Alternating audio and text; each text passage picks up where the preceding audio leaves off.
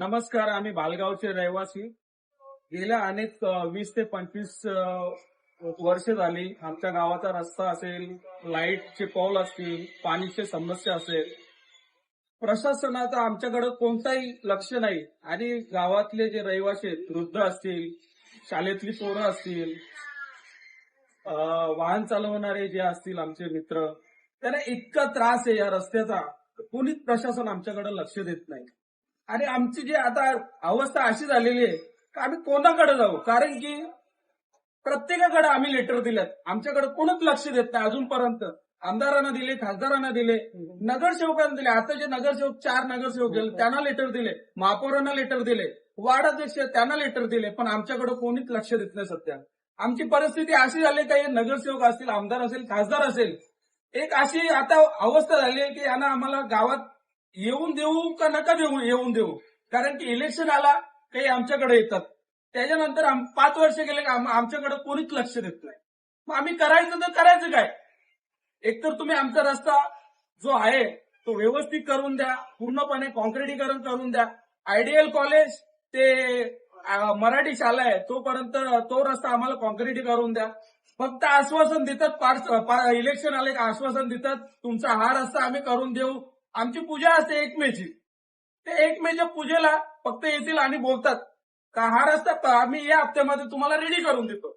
आम्ही ते आश्वासन ग्राहक करतो की साहेब आम्हाला करून देतील, पण कितीक वर्ष झाली, 4-5 वर्ष झाले करून देतो, पण काय होतच नाही.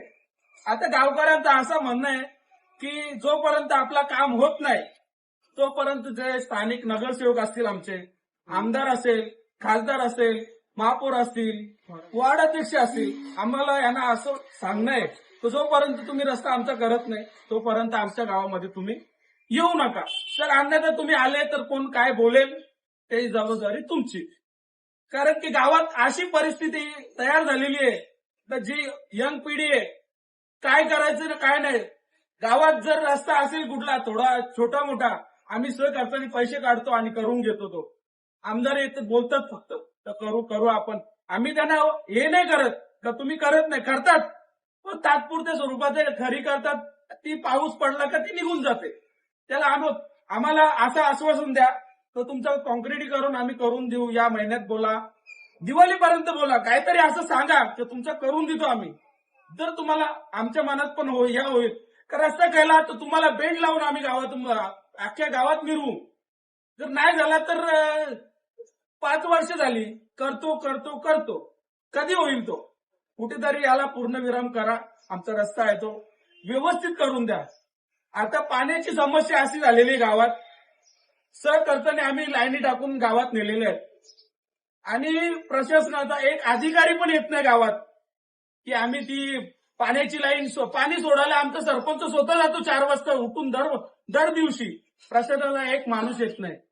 आम्ही टॅप मारून पाणी गावात नेलेलं आहे, त्याच्याकडे कोणाचं लक्ष नाही. इलेक्शन येतात, आम्हाला आश्वासन देतात आम्ही तुमचं हा काम करू, तो काम करू. आम्ही ग्राह्य धरतो का होईल काम, साहेब आज ना उद्या करतील, आपल्याकडे लक्ष आहे त्यांचा. पण आता असं झालेलं आहे का काय करावं ते आम्हाला समजत नाही.